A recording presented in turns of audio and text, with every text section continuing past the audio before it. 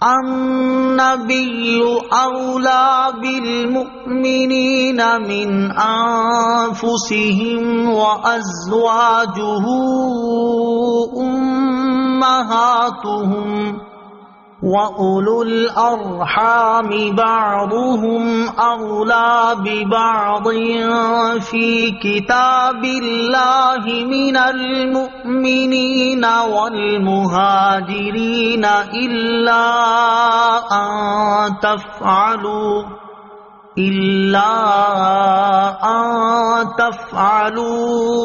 إِلَى أَوْلِيَائِكُمْ معروفا کان ذلک فی الکتاب مسطورا۔ ترجمہ: یہ نبی مسلمانوں کے ان کی جانوں سے زیادہ مالک ہیں اور ان کی بیویاں ان کی مائیں ہیں، اور مومنوں اور مہاجروں سے زیادہ اللہ کی کتاب میں رشتہ دار ایک دوسرے سے زیادہ قریب ہیں، مگر یہ کہ تم اپنے دوستوں پر احسان کرو، یہ کتاب میں لکھا ہوا ہے۔ النبی اولی بالمؤمنین من انفسہم، یہ نبی مسلمانوں کے ان کی جانوں سے زیادہ مالک ہیں۔ اولا کے معنی ہے زیادہ مالک، زیادہ قریب، زیادہ حقدار۔ یہاں تینوں معنی درست ہیں، اور اس آیت کا ایک معنی یہ ہے کہ دنیا اور دین کے تمام امور میں نبی کریم علیہ الصلوۃ والسلام کا حکم مسلمانوں پر نافذ اور آپ کی اطاعت واجب ہے، اور آپ کے حکم کے مقابلے میں نفس کی خواہش کو ترک کر دینا واجب ہے۔ دوسرا معنی یہ ہے کہ نبی اکرم علیہ الصلوۃ والسلام مومنین پر ان کی جانوں سے زیادہ نرمی، رحمت اور لطف و کرم فرماتے ہیں، اور انہیں سب سے زیادہ نفع پہنچانے والے ہیں، جیسا کہ ایک اور مقام پر اللہ تعالیٰ ارشاد فرماتا ہے، بالمؤمنین رؤوف الرحیم۔ ترجمہ: مسلمانوں پر بہت مہربان، رحمت فرمانے والے ہیں۔ اور حضرت ابو ہریرہ رضی اللہ تعالیٰ عنہ سے روایت ہے، سید المرسلین صلی اللہ تعالیٰ علیہ وآلہ وسلم نے ارشاد فرمایا، میری مثال اور لوگوں کی مثال ایسی ہے جیسے کسی شخص نے آگ جلائی، جب اس نے اپنے ماحول کو روشن کیا تو پروانے اور آگ میں گرنے والے کیڑے اس میں گرنا شروع ہو گئے، تو وہ آدمی انہیں آگ سے ہٹانے لگا، لیکن وہ اس پر غالب آ کر آگ میں ہی گرتے رہے، بس میں کمر سے پکڑ کر تمہیں آگ سے کھینچ رہا ہوں اور تم ہو کہ اس میں گرتے ہی جا رہے ہو۔ امام مجاہد رضی اللہ تعالی عنہ فرماتے ہیں کہ تمام انبیاء کرام علیہ الصلوۃ والسلام اپنی امت کے باپ ہوتے ہیں، اور اسی رشتے سے مسلمان آپس میں بھائی کہلاتے ہیں کہ وہ اپنے نبی کی دینی اولاد ہیں۔ رسول کریم علیہ الصلوۃ والسلام کی مالکیت اعلیٰ حضرت امام احمد رضا خان رحمۃ اللہ تعالی فرماتے ہیں، سچی کامل مالکیت وہ ہے کہ جان و جسم سب کو محیط اور جن و بشر سب کو شامل ہے، یعنی اولا بالتصرف، تصرف کرنے کا ایسا مالک ہونا کہ اس کے حضور کسی کو اپنی جان کا بھی اصلاً اختیار نہ ہو۔ یہ مالکیت حقہ، صادقہ، محیط، شاملہ، تامہ، کاملہ حضور پر نور مالک الناس صلی اللہ تعالی علیہ وسلم کو بخلافت کبریٰ حضرت کبریاء عز و علا تمام جہاں پر حاصل ہے۔ قال اللہ تعالی النبی اولی بالمؤمنین من انفسہم، نبی زیادہ والی و مالک و مختار ہے تمام اہل ایمان کا خود ان کی جانوں سے۔ وقال اللہ تبارک و تعالی، اور اللہ تبارک و تعالی نے فرمایا، وما كان لمؤمن ولا مؤمنة اذا قضى الله ورسوله امرا ان يكون لهم الخيرة من امرهم ومن يعص الله ورسوله فقد ضل ضلالا مبينا۔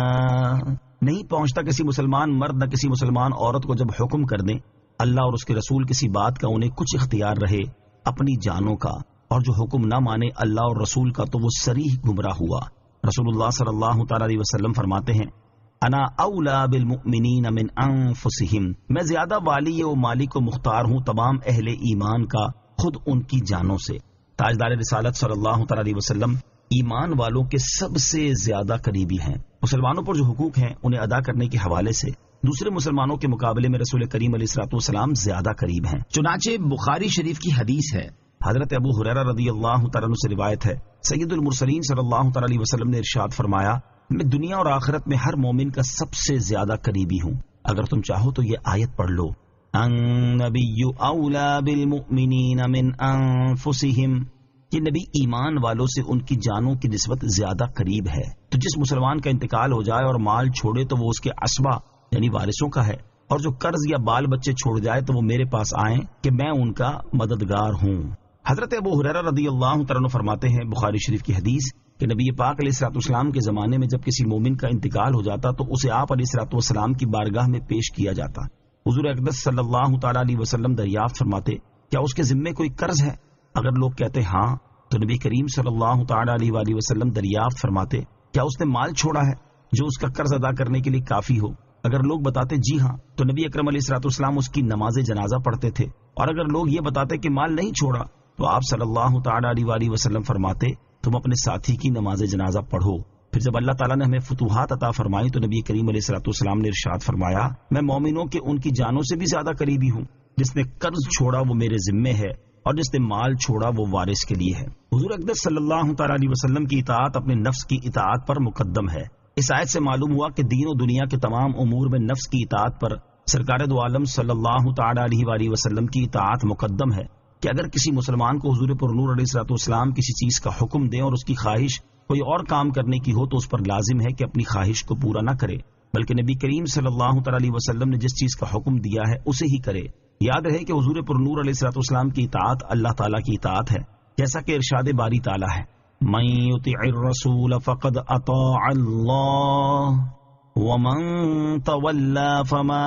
ارسلناك علیہم حفیظا. ترجمہ جس نے رسول کا حکم مانا بے شک اس نے اللہ کا حکم مانا اور جس نے منہ موڑا تو ہم نے تمہیں انہیں بچانے کے لیے نہیں بھیجا. اور نفس کے مقابلے میں سید المرسلین صلی اللہ تعالیٰ علیہ وسلم کی اطاعت نجات کا ذریعہ ہے کیونکہ آپ علیہ الصلوۃ والسلام اس چیز کی طرف بلاتے ہیں جس میں لوگوں کی نجات ہے اور نفس اس چیز کی طرف بلاتا ہے جس میں لوگوں کی ہلاکت ہے. حضرت ابو موسیٰ اشعری رضی اللہ تعالیٰ عنہ سے روایت ہے بخاری شریف کی حدیث ہے نبی کریم صلی اللہ تعالیٰ علیہ وسلم نے ارشاد فرمایا میری اور اس کی مثال جسے دے کر اللہ تعالیٰ نے مجھے مبعوث فرمایا ہے اس آدمی جیسی ہے جو اپنی قوم کے پاس آ کر کہنے لگا میں نے خود اپنی آنکھوں سے ایک بہت بڑا لشکر دیکھا ہے اور میں واضح طور پر تمہیں اس سے ڈراتا ہوں لہٰذا اپنے آپ کو بچا لو اپنے آپ کو بچا لو. بس ایک گروہ نے اس کی بات مانی اور کسی محفوظ مقام کی طرف چلے گئے. یوں انہوں نے نجات پالی اور دوسرے گروہ نے اسے جھٹلایا تو صبح سویرے وہ بڑا لشکر ان پر ٹوٹ پڑا اور سب کو تہو تیغ کر دیا. لہٰذا ہر مسلمان کو چاہیے کہ وہ دینی اور دنیاوی تمام امور میں اپنے نفس کی اطاعت کرنے کی بجائے تاجدار رسالت صلی اللہ تعالیٰ علیہ وسلم کی اطاعت و فرما برداری کرے تاکہ ہلاکت سے بچ کر نجات پا جائے. وَأَزْوَاجُهُ أُمَّهَاتُهُمْ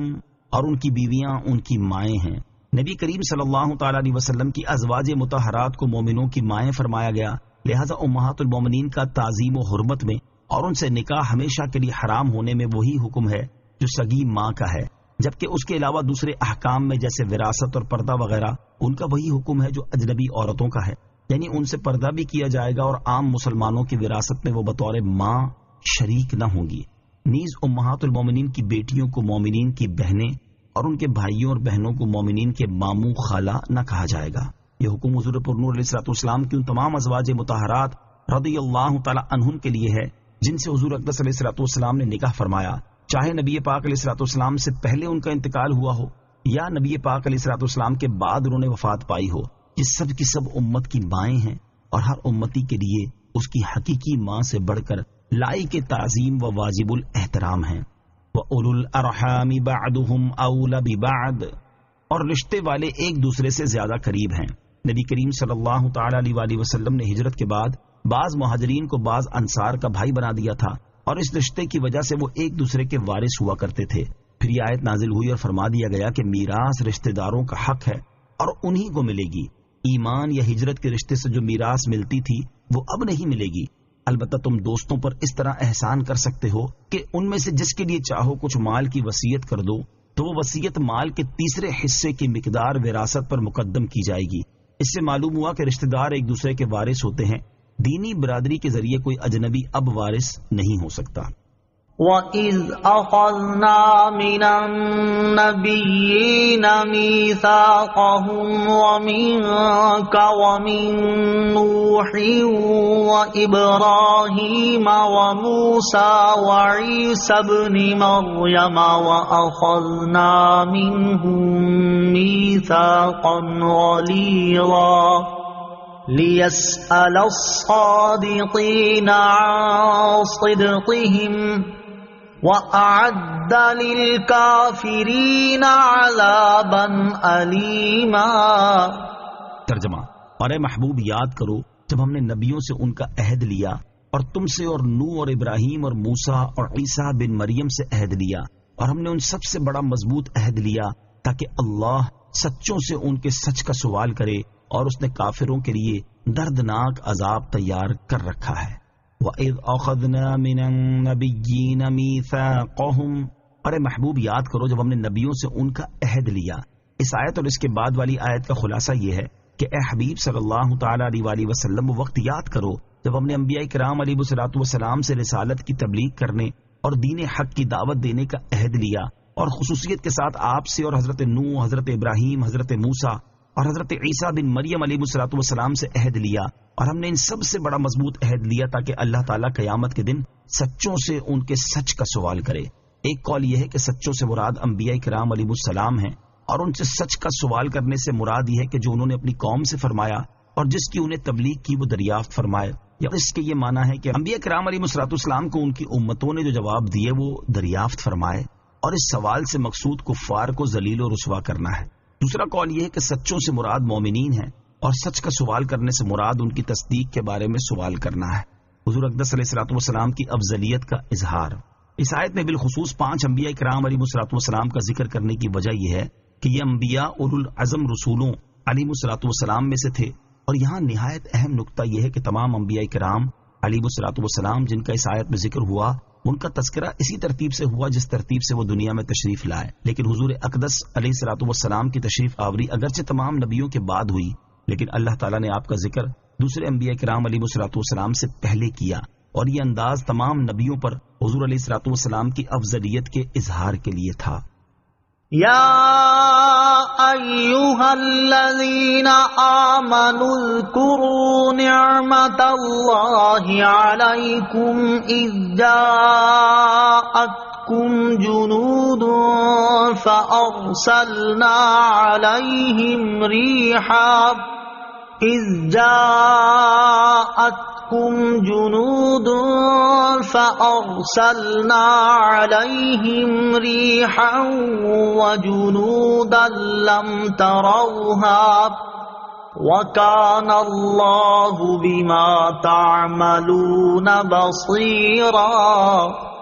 ترجمہ: اے ایمان والو، اللہ کا احسان اپنے اوپر یاد کرو، جب تم پر کچھ لشکر آئے تو ہم نے ان پر آندھی اور وہ لشکر بھیجے جو تمہیں نظر نہ آئے، اور اللہ تمہارے کاموں کو دیکھ رہا ہے۔ یا ایھا الذین آمنوا، اے ایمان والو، یہاں سے جنگ احزاب کے احوال بیان کیے جا رہے ہیں جسے غزوہ خندق بھی کہتے ہیں، اور یہ واقعہ جنگ احد کے 1 سال بعد پیش آیا۔ چنانچہ ارشاد فرمایا کہ اے ایمان والو، تم اللہ تعالیٰ کا وہ احسان یاد کرو جو اس نے تم پر اس وقت فرمایا جب تم پر قریش، غطفان، بنو قریظہ اور بنو نذیر کے لشکر آئے، اور انہوں نے تمہارا محاصرہ کر لیا، تو ہم نے ان پر آندھی اور فرشتوں کے وہ لشکر بھیجے جو تمہیں نظر نہیں آئے، اور تمہارا خندق کھودنا اور میرے حبیب علیہ الصلوۃ والسلام کی فرما برداری میں ثابت قدم رہنا اللہ تعالیٰ دیکھ رہا ہے، اسی لیے اس نے کافروں کے خلاف تمہاری مدد فرمائی اور ان کے شر سے تمہیں محفوظ رکھا، لہذا تم اللہ تعالیٰ کے اس عظیم احسان پر اس کا شکر ادا کرو۔ غزوہ احزاب کا مختصر بیان۔ غزوہ احزاب کا مختصر بیان یہ ہے کہ یہ غزوہ سن 4 یا 5 ہجری شوال کے مہینے میں پیش آیا۔ اس کا سبب یہ ہوا کہ جب بنی نذیر کے یہودیوں کو جلا وطن کیا گیا تو ان کے سربراہ مکہ مکرمہ میں قریش کے پاس پہنچے اور انہیں سرکار دو عالم صلی اللہ تعالیٰ علیہ وسلم کے ساتھ جنگ کرنے کی ترغیب دلائی اور وعدہ کیا کہ ہم تمہارا ساتھ دیں گے یہاں تک کہ مسلمان نیست و نابود ہو جائیں۔ ابو سفیان نے اس تحریک کی بہت قدر کی اور کہا کہ ہمیں دنیا میں وہ سب سے پیارا ہے جو محمد مصطفیٰ صلی اللہ تعالیٰ علیہ وسلم کی دشمنی میں ہمارا ساتھ دے۔ پھر قریش نے ان یہودیوں سے کہا کہ تم پہلی کتاب والے ہو، ہمیں بتاؤ کہ ہم حق پر ہیں یا محمد صلی اللہ تعالیٰ علیہ وسلم۔ یہودیوں نے کہا تم ہی حق پر ہو۔ اس پر کفار قریش خوش ہوئے اور اسی واقعے سے متعلق سورہ نساء کی آیت نمبر 51 أَلَمْ تَرَ إِلَى الَّذِينَ أُوتُوا نَصِيبًا مِنَ الْكِتَابِ يُؤْمِنُونَ بِالْجِبْتِ وَالطَّاغُوتِ نازل ہوئی۔ پھر وہ یہودی دیگر قبائل غطفان، کیس اور غیلان وغیرہ میں گئے، وہاں بھی یہی تحریک چلائی تو وہ سب بھی ان کے موافق ہو گئے۔ اس طرح ان یہودیوں نے جا بجا دورے کی اور عرب کے قبیلے کو مسلمانوں کے خلاف کر لیا۔ جب سب لوگ تیار ہو گئے تو قبیلہ خزاعہ کے چند لوگوں نے نبی کریم علیہ الصلوۃ والسلام کو کفار کی ان زبردست تیاریوں کی اطلاع دی۔ یہ اطلاع پاتے ہی نبی پاک علیہ الصلوۃ والسلام نے حضرت سلمان فارسی رضی اللہ تعالیٰ عنہ کے مشورے سے خندق کھدوانی شروع کر دی۔ اس خندق میں مسلمانوں کے ساتھ رسول کریم علیہ الصلوۃ والسلام نے خود بھی کام کیا۔ مسلمان خندق تیار کر کے فارغ ہوئے ہی تھے کہ مشرکین 12,000 افراد کا بڑا لشکر لے کر ان پر ٹوٹ پڑے اور مدینہ طیبہ کا محاصرہ کر لیا۔ خندق مسلمانوں کے اور ان کے درمیان حائل تھی اور اسے دیکھ کر سب کفار حیران ہوئے اور کہنے لگے کہ یہ ایسی تدبیر ہے جس سے عرب لوگ اب تک واقف نہ تھے۔ اب انہوں نے مسلمانوں پر تیر اندازی شروع کر دی۔ جب اس محاصرے کو 15 یا 24 دن گزرے تو مسلمانوں پر خوف غالب ہوا اور وہ بہت گھبرائے اور پریشان ہوئے، تو اللہ تعالیٰ نے ان کی مدد فرمائی اور کافروں پر تیز ہوا بھیجی۔ انتہائی سرد اور اندھیری رات میں اس ہوا نے کافروں کے خیمے گرا دیے، تنابیں توڑ دیں، کھونٹے اکھاڑ دیے، ہانڈیاں الٹ دیں اور آدمی زمین پر گرنے لگے، اور اللہ تعالیٰ نے فرشتے بھیج دیے جنہوں نے کفار کو لرزا دیا اور ان کے دلوں میں دہشت ڈال دی، مگر اس جنگ میں فرشتوں نے لڑائی نہیں کی۔ پھر رسول کریم علیہ الصلوۃ والسلام نے حضرت حذیفہ بن یمان رضی اللہ تعالیٰ عنہ کو خبر لینے کے لیے بھیجا۔ اس وقت انتہائی سخت سردی تھی اور یہ ہتھیار لگا کر روانہ ہوئے۔ حضور پر نور علیہ الصلوۃ والسلام نے روانہ ہوتے وقت ان کے چہرے اور بدن پر دست مبارک پھیرا، جس کی برکت سے ان پر سردی اثر نہ کر سکی، اور یہ دشمن کے لشکر میں پہنچ گئے۔ وہاں تیز ہوا چل رہی تھی، سنگریزے اڑ اڑ کر لوگوں کو لگ رہے تھے اور آنکھوں میں گرد پڑ رہی تھی۔ الغرض عجب پریشانی کا عالم تھا۔ کافروں کے لشکر کے سردار ابو سفیان ہوا کا یہ عالم دیکھ کر اٹھے اور انہوں نے قریش کو پکار کر کہا کہ جاسوسوں سے ہوشیار رہنا، ہر شخص اپنے برابر والے کو دیکھ لے۔ یہ اعلان ہونے کے بعد ہر ایک شخص نے اپنے برابر والے کو ٹٹولنا شروع کر دیا۔ حضرت حذیفہ بن یمان نے دانائی سے اپنی دائیں طرف موجود شخص کا ہاتھ پکڑ کر پوچھا، تو کون ہے؟ اس نے کہا، میں فلاں بن فلاں ہوں۔ اس کے بعد ابو سفیان نے کہا، اے گروہ قریش، تم یہاں نہیں ٹھہر سکتے، گھوڑے اور اونٹ ہلاک ہو چکے ہیں، بنی قریظہ اپنے عہد سے پھر گئے اور ہمیں ان کی طرف سے اندیشہ ناک خبریں پہنچی ہیں۔ ہوا نے جو حال کیا ہے وہ تم دیکھ ہی رہے ہو، بس اب یہاں سے کوچ کر دو، اور میں کوچ کر رہا ہوں۔ ابو سفیان یہ کہہ کر اپنی اونٹنی پر سوار ہو گئے اور لشکر میں کوچ کوچ کا شور مچ گیا۔ کافروں پر جو ہوا آئی وہ ہر چیز کو الٹ رہی تھی، مگر یہ ہوا اس لشکر سے باہر نہ تھی۔ اب یہ لشکر بھاگ نکلا اور سامان کا سواریوں پر لاد کر لے جانا اس کے لیے دشوار ہو گیا، اس لیے کثیر سامان وہیں چھوڑ گیا۔ اذ جاءوكم من فوقكم ومن اسفل منكم واذ زاغت الابصار وبلغت القلوب الحناجر وتظنون بالله الظنونا۔ ترجمہ: جب کافر تم پر تمہارے اوپر سے اور تمہارے نیچے سے آئے اور جب آنکھیں ٹھٹک کر رہ گئیں اور دل گلوں کے پاس آ گئے اور تم اللہ پر طرح طرح کے گمان کرنے لگے۔ اذ جاءوکم، جب کافر تم پر آئے۔ غزوہ احزاب کے موقع پر جب اللہ تعالیٰ نے ایمان والوں پر احسان فرمایا، اس وقت صورتحال یہ تھی کہ مدینہ منورہ پر حملہ آور ہونے والے لشکر میں سے وادی کے اوپر کی طرف مشرق سے اسد اور غطفان قبیلے کے لوگ مالک بن عوف نصری اور عیینہ بن حسن فزاری کی سرکردگی میں 1000 کی جمعیت لے کر آئے، اور ان کے ساتھ طلیحہ بن خویلد اسدی بنی اسد کی جمعیت لے کر، اور حیی بن اخطب یہودی بنی قریظہ کی جمعیت لے کر آیا۔ اور وادی کی نچلی جانب مغرب سے قریش اور کنانہ قبیلے کے لوگ ابو سفیان بن حرب کی سرکردگی میں آئے۔ اس وقت لوگوں کی آنکھیں ٹھٹک کر رہ گئیں اور رعب و ہیبت کی شدت سے حیرت میں آ گئی، اور خوف و اضطراب اس انتہا کو پہنچ گیا کہ دل گویا گلوں کے پاس آ گئے، اور منافق تو یہ گمان کرنے لگے کہ اب مسلمانوں کا نام و نشان باقی نہ رہے گا، کیونکہ کفار کی اتنی بڑی جمعیت سب کو فنا کر ڈالے گی، اور مسلمانوں کو اللہ تعالیٰ کی طرف سے مدد آنے اور اپنے فتح یاب ہونے کی امید تھی۔ هنالك ابتلي المؤمنون وزلزلوا زلزالا شديدا۔ ترجمہ: وہیں مسلمانوں کو آزمایا گیا اور انہیں خوب سختی سے جھنجھوڑا گیا۔ هنالك ابتلي المؤمنون، وہیں مسلمانوں کو آزمایا گیا، یعنی اسی دہشت ناک جگہ اور ہولناک حالات میں روب اور محاصرے کے ذریعے مسلمانوں کے صبر و اخلاص کو آزمایا گیا، اور اس جنگ میں ناداری، داخلی دشمنوں یعنی یہود مدینہ کا خطرہ، خارجی دشمنوں کی یلغار، اس کے علاوہ اپنی بے سر و سامانی وغیرہ سب مسائل جمع ہو گئے تھے، اور یہ ایسی چیزیں تھیں جن سے بہادر کے دل چھوٹ جاتے ہیں، مگر سچے غلامان مصطفیٰ صلی اللہ تعالی علیہ وسلم ایسی آفات میں بھی اللہ تعالیٰ کی دی ہوئی توفیق سے ثابت قدم رہے۔ وَإِذْ يَقُولُ الْمُنَافِقُونَ وَالَّذِينَ فِي قُلُوبِهِم مَّرَضٌ مَّا وَعَدَنَا اللَّهُ وَرَسُولُهُ إِلَّا غُرُورًا۔ ترجمہ: اور جب منافق اور جن کے دلوں میں مرض تھا وہ کہنے لگے اللہ اور اس کے رسول نے ہم سے دھوکے کا وعدہ کیا۔ وَإِذْ يَقُولُ الْمُنَافِقُونَ، اور جب منافق کہنے لگے۔ خندق کی کھدائی کے دوران نبی کریم علیہ السلام نے چٹان پر ضرب لگا کر اسے ریزہ ریزہ کر دیا، اور اس کے بعد یہ بشارت دی کہ فارس، روم، یمن اور حبشہ کے ممالک مسلمانوں کے ہاتھوں فتح ہوں گے۔ جب کافروں نے حملہ کیا تو ان کے لشکر دیکھ کر معتب بن کشیر کہنے لگا کہ محمد مصطفیٰ صلی اللہ تعالی علیہ وسلم تو ہمیں فارس اور روم کی فتح کا وعدہ دیتے ہیں، اور حال یہ ہے کہ ہم میں سے کسی کی یہ مجال بھی نہیں کہ اپنے ڈیرے سے باہر نکل سکے، تو یہ وعدہ نرا دھوکہ ہے۔ اس کے علاوہ منافقوں نے بھی اس طرح کی باتیں کی۔ ان کی مذمت میں یہ آیت نازل ہوئی جس کا خلاصہ یہ ہے، اگر ان لوگوں کا یہ عقیدہ مضبوط ہوتا کہ حضور پرنور علیہ السلام سچے رسول ہیں تو وہ کبھی یہ بات اپنی زبان پر نہ لاتے۔ وَإِذْ قَالَتْ طَائِفَةٌ مِّنْهُمْ يَا أَهْلَ يَثْرِبَ لَا مُقَامَ لَكُمْ فَارْجِعُوا وَيَسْتَأْذِنُ فَرِيقٌ مِّنْهُمُ النَّبِيَّ يَقُولُونَ إِنَّ بُيُوتَنَا عَوْرَةٌ وَمَا هِيَ بِعَوْرَةٍ إِن يُرِيدُونَ إِلَّا فِرَارًا۔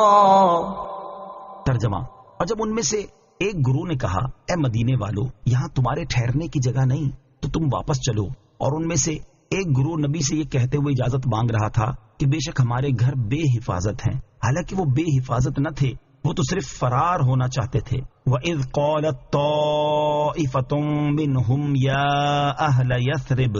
اور جب ان میں سے ایک گروہ نے کہا اے مدینہ والو۔ اس آیت میں یثرب کا لفظ ذکر ہوا، اس کے بارے میں اعلیٰ حضرت امام احمد رضا خان فرماتے ہیں قرآن عظیم میں کہ لفظ یثرب آیا وہ رب العزت جل وعلا نے منافقین کا قول نقل فرمایا ہے۔ یثرب کا لفظ فساد و ملامت سے خبر دیتا ہے، وہ ناپاک اسی طرف اشارہ کر کے یثرب کہتے۔ اللہ عز و جل نے ان پر رد کے لیے مدینہ طیبہ کا نام طابہ رکھا۔ حضور اقدس سرور عالم علیہ السلام فرماتے ہیں یقولون یثرب وہی المدینہ، وہ اسے یثرب کہتے ہیں اور وہ تو مدینہ ہے، اور فرماتے ہیں صلی اللہ تعالی علیہ وسلم ان اللہ تعالی سم المدینہ طابہ، بے شک اللہ عز و جل نے مدینہ کا نام طابہ رکھا۔ مرکات میں ہے المعنی ان اللہ تعالی سماها فی اللوح المحفوظ او امر نبیہ ان یسمیہا بہا ردا علی المنافقین فی تسمیتها بیثرب ایماء الی تثریبہم فی الرجوع الیہا۔ اس حدیث کا معنی یہ ہے کہ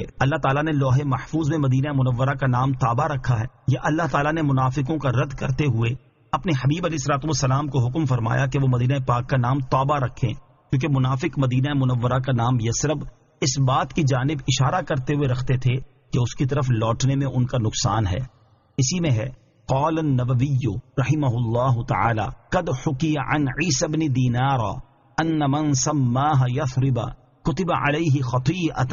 واما تسمیتها فی القرآن بیثرب فہی حکایت قول المنافقین الذین فی قلوبہم مرض۔ امام نووی رحمۃ اللہ تعالی نے فرمایا حضرت عیسیٰ بن دینار رحمۃ اللہ تعالی سے یہ قول حکایت کیا گیا ہے کہ جس کسی نے مدینہ طیبہ کا نام یثرب رکھا، یعنی اس نام سے پکارا، تو وہ گناہگار ہوگا۔ اور جہاں تک اس بات کا تعلق ہے کہ قرآن مجید میں مدینہ منورہ کا نام یثرب ذکر ہوا تو اس کے بارے میں معلوم ہونا چاہیے کہ وہ ان منافقین کے قول کی حکایت ہے جن کے دلوں میں نفاق کی بیماری ہے۔ مدینہ منورہ کو یثرب کہنے کا شرعی حکم اعلیٰ حضرت امام احمد رضا خان رحمۃ اللہ تعالی فرماتے ہیں مدینہ طیبہ کو یثرب کہنا ناجائز و ممنوع و گناہ ہے، اور کہنے والا گناہگار۔ رسول اللہ صلی اللہ تعالی علیہ وسلم فرماتے ہیں من سم المدینہ یثرب فلیستغفر اللہ ہی طابہ، جو مدینہ کو یثرب کہے اس پر توبہ واجب ہے، مدینہ طابہ ہے، مدینہ طابہ ہے۔ علامہ مناوی تیسیر شرح جامع صغیر میں فرماتے ہیں فَتَسْمِيَتُهَا بِذَلِكَ حَرَامٌ لِأَنَّ الْإِسْتِغْفَارَ إِنَّمَا هُوَ عَنْ خَطِيئَةٍ، یعنی اس حدیث سے معلوم ہوا کہ مدینہ طیبہ کا یثرب نام رکھنا حرام ہے، یثرب کہنے سے استغفار کا حکم فرمایا، اور استغفار گناہ ہی سے ہوتی ہے۔ ملا علی قاری رحمہ اللہ الباری مرکات شریف میں فرماتے ہیں قد حکی عن بعد السلف تحریم تسمیت المدینہ بیثرب فیؤیدہ ما رواہ احمد فذکر الحدیث المذکور ثم قال قال التیبی رحمہ اللہ فظہر ان من یحقر شأن ما عظمہ اللہ تعالی ومن وصف ما سماہ اللہ تعالی بالایمان بما لا یلیق به یستحق ان یسمى عاصیا۔ ایک بزرگ سے حکایت کی گئی ہے کہ مدینہ منورہ کو یثرب کہنا حرام ہے، اور اس کی تائید اس حدیث سے ہوتی ہے جس کو امام احمد نے روایت فرمایا ہے۔ پھر مذکورہ بالا حدیث بیان فرمائی، پھر فرمایا علامہ طیبی رحمت اللہ تعالی نے فرمایا پس اس سے ظاہر ہوا کہ جو اس کی شان کی تحقیر کرے کہ جسے اللہ تعالیٰ نے عظمت بخشی اور جس کو اللہ تعالیٰ نے ایمان کا نام دیا، اس کا ایسا وصف بیان کرے جو اس کے لائق اور شایان شان نہیں، تو وہ اس قابل ہے کہ اس کا نام عاصی یعنی گناہگار رکھا جائے۔ اعلیٰ حضرت رحمت اللہ تعالی مزید فرماتے ہیں بعض اشعار اکابر میں کہ یہ لفظ واقع ہوا، ان کی طرف سے عذر یہی ہے کہ اس وقت اس حدیث و حکم پر اطلاع نہ پائی تھی۔ جو مطلع ہو کر کہے اس کے لیے عذر نہیں۔ مع ھذا شرع مطہر، شعر وغیر شعر سب پر حجت ہے، شعر شرع پر حجت نہیں ہو سکتا۔ لا مقام لکم، یہاں تمہارے ٹھہرنے کی جگہ نہیں۔ غزوہ خندق کے موقع پر کافروں کے لشکر دیکھ کر منافقوں کا حال یہ ہوا کہ ان میں سے ایک گروہ کہنے لگا کہ اے مدینے والوں، رسول کریم علیہ الصلوۃ والسلام کے لشکر میں تمہارے ٹھہرنے کی جگہ نہیں، کیونکہ دشمنوں کی تعداد بہت زیادہ ہے اور ان کے لشکر تم پر غالب آ جائیں گے، اس لیے عافیت اسی میں ہے کہ تم مدینہ منورہ میں اپنے گھروں کی طرف واپس چلے جاؤ۔ اور ان کا دوسرا گروہ نبی کریم علیہ الصلوۃ والسلام کی بارگاہ میں حاضر ہوا اور یہ کہہ کر واپسی کی اجازت مانگنے لگا کہ مدینہ منورہ میں ہمارے گھر کمزور ہونے کی وجہ سے